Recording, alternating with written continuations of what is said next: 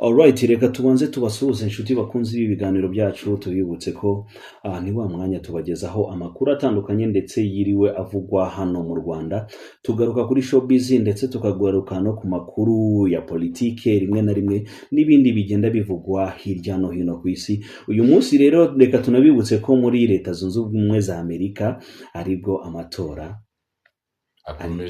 akomeje kuba ndetse ariko tukaba atari byo tugiye kuvugaho cyane, ahubwo tugiye kwigarukira ku nkuru imaze iminsi iri kuvugwa hano muri showbiz nyarwanda. Muramuzi umugabo witwa Jean Bosco cyangwa se bazi ku izina rya Fata ku Mavuta, akaba yari umunyamakuru ukorera igitangazamakuru gikorera kuri YouTube ndetse akagira n'ikindi gitangazamakuru cya hano mu Rwanda yakoragaho, ni radio ariko ntago turi buze kwivuga, ahubwo reka tuvuge nyirizina ku bimaze iminsi biri kuvugwa kuri uyu mugabo bita Fata ku Mavuta. Fata ku Mavuta rero aka kanya uyu munsi akaba aribwo yongeye kuburanishwa, ni kuburanishwa ku bijyanye n'ifungwa by'agateganyo cyangwa se kuba bamurekuwe yo kubarekuwe. Ubwo rero akaba yaje kwigana mu rukiko uyu munsi. Byari ni ikirego cyaje guhindura isura cyane kubera ko ibyo abantu bari biteze kuri Fata ku Mavuta ntabwo ari byo byaje kugaragara. Gusa muri iki kiganiro mbibutse ko ntari njyenyine muri kumva. Nanjye nabasuye bwana The Gift, umeze neza cyane. Kugana Enoch. Enoch rero twishimiye kukwakira hano kuri Lengo kandi you are big man. Thank you. Ubu rero reka tukomeze kugaruka. Ese sinzi wenda wowe kuri analyse zawe kuri iki kibazo cya Fata ku Mavuta, icyo uko wagiye ubyumva ndetse n'icyo ushobora kubivugaho. Ese tuvuge ko Fata ku Mavuta ibi bintu biri buze koroha? Sinzi, ntabwo nizeye neza ko ribuze koroha, ariko nanone sindi buhamye ko bitari buze koroha. Ibintu byagize hariya niyo mpamvu avuga ni mu butabera. Nta muntu uri mukuri, nta muntu uri mukuri, yaba ari umushinja hari igihe aba atari mukuri, urega hari igihe aba atari mukuri, wiregura nawe hari igihe aba atari mukuri, ariko amategeko ikintu abereyeho ni uguhamya niba koko umuntu icyo kintu agomba kujyanirwa cyangwa se atari bujyanirwe. Nyeka ko ariko bimeze, niyo mpamvu baba bakivuga ko ari ukekwaho, ntabwo arashinjwa, ntabwo biramuhama. No kuvuga ngo nubwo bimeze gutyo ariko ntago uko biri kugenda bikura biri kugenda bihindura isura, kuko nimba Fata ku Mavuta yageze mu rukiko uyu munsi nawe akaba ahubwo ari gushinja urukiko, ndetse hari n'ibirego byinshi urukiko rwagaragaje byagiye byongerwa mu rubanza rwiwe. Fata ku Mavuta akana, kuko nk'urukiko ruvuga ko ari abantu benshi bareze Fata ku Mavuta, ariko aka kanya Fata ku Mavuta n'umunyamategeko we bakaba bagaragazaga ko ikirego ari cy'umuntu umwe witwa The Ben. Ariko mu birego bihari byaje kwiyongera muri iki kirego harimo iby'uwitwa Nopja, hakabamo icya Muyoboke, ndetse urumva ko already ibyo ni ibindi birego byiyongereyeho, kandi Fata ku Mavuta akaba atari kubyemera, ahubwo akavuga yuko ibi birego biteshwa agaciro kubera ko muri statement y'uko ikirego cyari gihagaze mbere atari ko kikimeze. Afite nawe uburenganzira bwo kubibaza, kugira ngo rebe ko n'ubundi yarenganurwa, niba ahamya ko wenda arengana, kuko umuntu yari hariya bavuga ko arengana. Rero ikintu agomba gukora, wa mugani wawe nk'uko bivuze, ntabwo umuntu yaba ari mu byago ngo abure ingingo zimurengera, ntabwo yaba abona bitari kugenda neza buri gushakisha ingingo zimurengera. Izo ni ingingo ari gutanga, nyine hari igihe zamufasha biramutse ubushinjacyaha bubonye yuko ibyo bintu koko bidahari, cyangwa se abanyamategeko be nabo bakagaragaza impamvu zabo zumvikana zitsinda iz'abashinjacyaha. Muri make ubu biracyari mu rujijo, ntabwo turi buze kumenya ukuntu biri bugende. None ahantu bikomereye cyane nuko Fata ku Mavuta ari kuvuga ko mu byaregwa birimo nyine guhohotera uburenganzira bw'umuntu. Burya amategeko avuga ko umuntu wese yemerewe kuvuga icyo ashaka, ariko hakaba hari mirongo ntarengwa. Rero Fata ku Mavuta ari nayo iri kumugonga cyane, iyo mirongo ntarengwa niyo yarenze, ndetse akaba ari kuvuga ko ikirego kiwe cyakomeje gushirwamo imbaraga nyinshi cyane kurenza uko byakakwiriye kuba biri, kuko avuga ko we nubwo bamushinja ibyo byose hari abandi bagiye bakora amakosa nk'ayo yo kurengera yego ariko ntibakurikiranwa. yego yavugaga nk'abandi urugero yavuze ko nk'umugabo witwa Yago Fondate yagiye avuga ibintu byinshi ku mbuga nkoranyambaga ziwe, ariko ntabwo yigeze akurikiranwa ngo nawe ashyirwe mu bushinjacyaha cyangwa se ibirego bye bigaragare. yego ariko bavuze yuko Yago nawe ubushinjacyaha bwawe bwaramutumije, sinzi n'icyo kintu mutaragikurikiranye, ariko ntabwo bwamufashe. ashobora kuba ataritabye cyangwa se ashobora kuba yaranitabye, ntabwo ayo makuru tuyafite ahandi, ariko nkeka ko reka nkwereke ikintu ntekereza brother. iyo umuntu ari mu bibazo cyangwa se ahanganye n'ibintu wenda bishobora kuba biri kumubaho, numva atari igitekerezo cyiza kuzanamo mugenzi wawe. numva wagahagaze ku rugamba rwawe wowe ubwawe n'abanyamategeko bawe, imbaraga wagatakaje ubaririza ku bandi cyangwa uvuga ngo kukibariya, wamera nka wa wundi inka zoneshereje akagenda akavuga ati ziranyonera kuki zitonera nuri, banza ukemura ikibazo cyawe, zireke kukonera. nizireka kukonera cyangwa se wakurikiranye uburyo ugomba kwita ku buzima bwawe, ureke kubanza kureba ku bw'abandi. mpamya ko ikintu rero muri sosiyete wenda tujye tunaganira, niba umuntu ageze aho akubwira uti urambangamiye, gusa nanone tugomba kwemera ikintu kimwe, kuba uri umusitari cyangwa se kuba uvugwa, ugomba kubyihangana kuko uwanze kuvugwa yaheze hehe mu nda y'amabuye, sibyo? ariko nanone ntabwo ugomba kurakazwa nuko abantu bakuvuze. yego ni urugero, kuko ugomba kubyakira. noneho ikindi byongeye ku byamamare ugomba kwakira yuko uvugwa. uruka amakuru kera twahoraga twakuze twumva bavugaga kuri ba Safi, kuri ba Knowless, bazi showbiz, murabizi ukuntu babavugaga, barabyihanganiye barakomeza. nuko wenda utari kuvuga ni umuntu umwe wagiye wicare hariya bavugeho, ariko nkeka ko biteye ubwoba iyo umuntu yakuvuzeho akinjira mu buzima bwawe vipi. hari aho fata ku mavuta ariko yagiye arengera cyane. uzi nko kuba wabwira umugabo The Ben ngo nafotore inda y'umugore kugira ngo abantu bamenye ko atwite. nibyo ndi kukubwira nyine, kurengera. kuba yamuvuga akavuga ati nagakora indirimbo cyakora indirimbo zibishye, ni umunebwe. kuba yajya gute itsoke, ariko nibigera mu buzima buri vipi. uvuga ngo umuntu ngo ntabwo abyara, ntabwo agize ate, ibyo ni ikosa rikomeye cyane. ariko nanone byanababarirwa kuko reka turabana.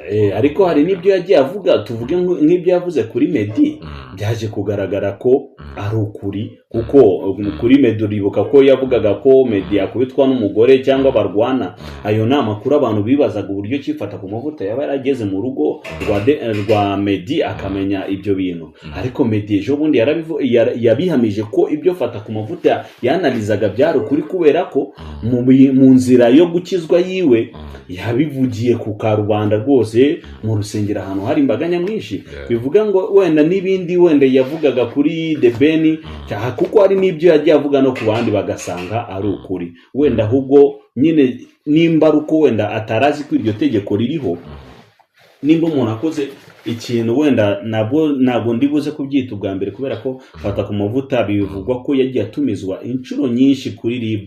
niba yatumijwe inshuro nyinshi rero bafite ibyo bamuganirizaga, bafite ibyo bamubuzaga. rero niba ubundi ikosa, ubundi buriya nta muntu ukora ikosa.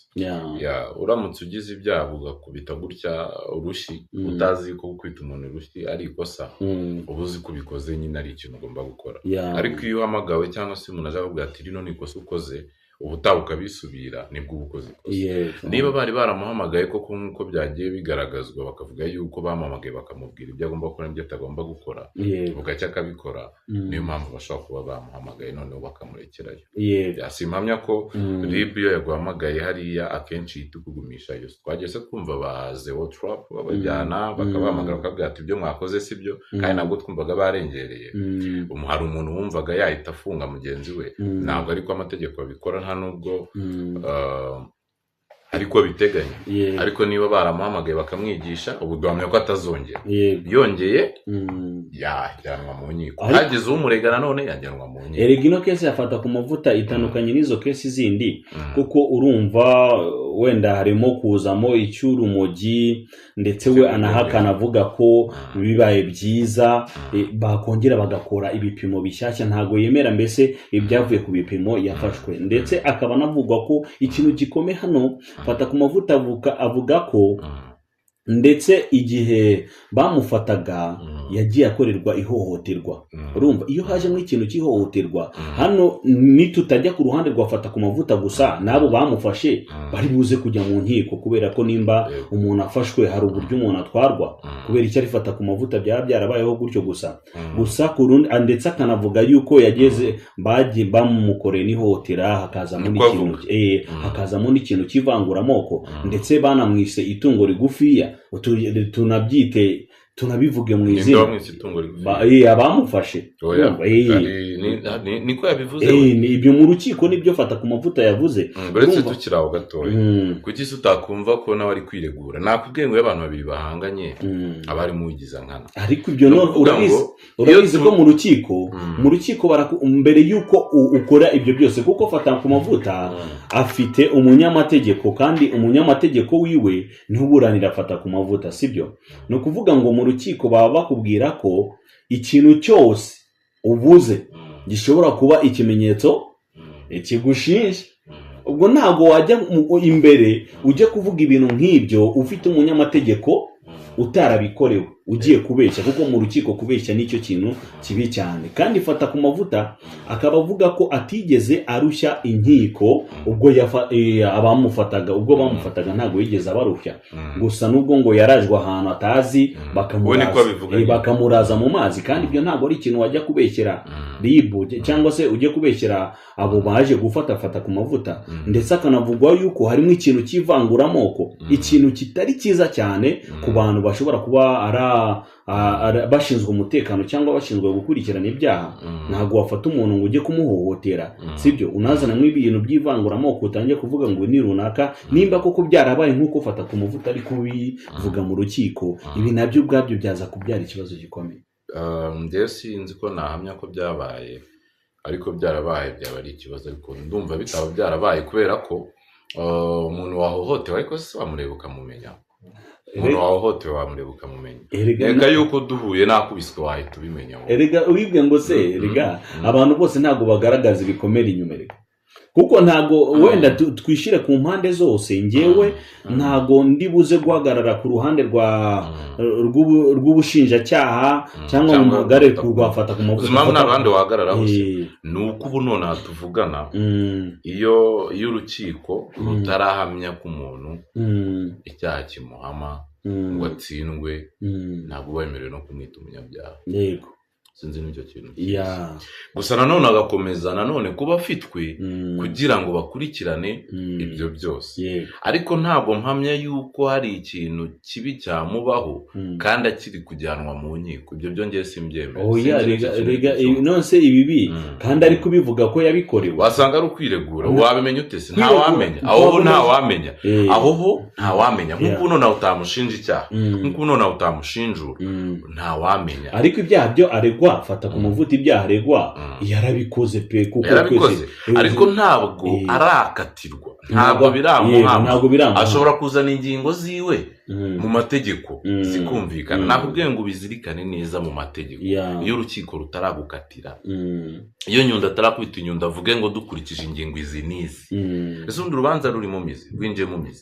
Ni ukuvuga ngo ubu ntabwo barajya mu rubanza rw'imizi, kubera ko wari kuburana kuba yarekurwa by'agateganyo cyangwa wafunzwe by'agateganyo. Ibyo byose rero umucamanza niwe uca urubanza akavuga ati hagendewe ku ngingo izi n'izi, bawitonze ingingo izi n'izi, ibimenyetso ibi n'ibi, dukurikije ibi n'ibi, abadangabuhamya aba n'aba, dusanze Jean Bosco icyaha kimuhama, tuzaba twemerewe kumwita umunyabyaha. Ariko mu gihe ibyo bintu bitarabaho, turi kuvuga ko ari ukekwaho. Abahamya ko babimwumvisheho rero bashobora kuba haje arega n'iterambere, abantu bashobora gufata amajwi bakayavugurura. Ntabwo ibyo bintu bizi. Ariko uzi ikintu ugomba kuzirikana aho ngaho, ni uko ufata ku mavuta ntabwo ari ikirego kimwe gusa, nubwo ibindi birego ari kubihakana. Ukumva urumva nimba harimo ikirego cya Deben, hakaba hiyongereho icya Nobja, hakaba bakubwira ko harimo ibya Muyoboke, sibyo? Abo bose ni ukuvuga ngo already ni abantu yakoreye ibyo byaha. ukumva bivuga ngo icyaha akanya ako ariko kose gishobora kumuhama kimuhamye rero ngo turaza kubihamya tuvuge duti bimeze gutya na gutya ariko uko bimeze nkeka yuko bitewe n'ahantu iterambere rigenda rigera n'ahantu igihugu kigenda kigera ni mu iterambere kandi tureke kubeshyanya hari abantu bamwe na bamwe batari kubona ko igihugu kiri gutera imbere iyo igihugu rero kiri gutera imbere mugomba kwihanganira n'imbogamizi zimwe na zimwe mugomba guhuriramo ndumva ariyo conclusion ibizo saga ibyo bibi byose ibyo muri kumva byose ngo abakobwa bambaye ubusa ngo ibiki ni ibintu bigomba kubaho ahantu hari amahoro hari umutekano hateye imbere niba wariye wanyweye ukaba ufite umutekano uraza kubona n'umwanya wo kuvuga ugire n'ibyo uvuga bibe byiza cyangwa bibe bibi amategeko nayo aza bigufashemo akugorore cyangwa ntakugorore bitewe n'ukuri mukuri ariko igihugu kiri mu iterambere ibihugu byagiye bitera imbere yacu za Amerika za hano turi mu Bongereza ikoze na hano hirya za Kenya ibibazo biravuka amanywa n'ijoro kuvuga kugambanirana gushaka kugirirana nabi uburaya ibiki ni ibintu bibaho ahantu hari amahoro n'iterambere bivuga ngo ibyo rero bitanga uburenganzira ntabwo bitanga uburenganzira ariko wowe ushobora kubutekereza neza ariko bitavuze ko mugenzi wari buze gutekereza neza ndaza kubyuka kuko nariye nkuvuge neza ariko wari uraza kubyuka kuko yariye cyangwa atariye mvuge nabi sibyo ni ibintu ugomba kwakira urugero twumve ngo abakobwa bari kubyina bambaye ubusa urumva icyo kintu cyabayeho byabayeho byagombaga kubaho nyine ntabwo tubaye uburenganzira ariko nyine kuba bibaye bivuga ngo inka yacitse amabere nicyo nyine ubuzima bwiza buzana umudendezo nicyo uzana niba abantu bishimye hari ibintu bimwe na bimwe bagomba gukora niba umuntu anyweye inzoga agasinda agatukana akavuga nabi byihanganire nyine kuko niko bimeze umugorore akaba yarinywera urumogi niba yarunyweye byagenze neza none se kera ariko urunywa atari kubasha kubona warunywera ubu ibintu bimeze neza hari ibintu mugomba kwakira niba hariho iterambere none se twirwa tubyumva mu Bongereza bahiga abantu ngo bagure ibiyobyabwenge ahantu hari abantu ntabwo habura ikibazo ahubwo twirinde ko haba ikibazo cyangwa ibibazo nk'ibyigeze bitubaho njye nkumva ikintu navuga kuri bino bintu ikinambabaje ni uko yaba yazanyemo ibyo bintu byo kuzana amacakubiri ibyo by'ivanguro byo nicyo kintu na kimwe ntashyigikiye nicyo kintu cyaduhekuye nicyo kintu cyahemukiye abanyarwanda na n'iyi saha bakigamo bagitekereza gikwiriye no gucika kiri no gucika nkeka yuko cyanacitse kuko abana bari gukura mu mitwe bameze neza bari fresh abana bari gukura bazi ubwenge tuva amaraso amwe turi munsi y'igicu kimwe turara hamwe tuvuka kimwe dukora bimwe tubayeho kimwe turi amaraso amwe ntawuva amaraso y'icyatsi ntawuva amaraso y'umutuku ibyo byose bivuze yuko icyo nicyo kintu kidakwiriye kugaruka ariko kuvuga ngo umuntu yanyweye inzoga ngo umuntu yanyweye urumogi ariko aramutse yarabikore byaba ari ngo yatukanye ngo umuntu yagize gute muvuge ko nyine ari ibigomba kuba kuko bitabayeho twaba turi muri paradizo kandi iyo paradizo ntabwo iteze kubaho tukiri hano ku isi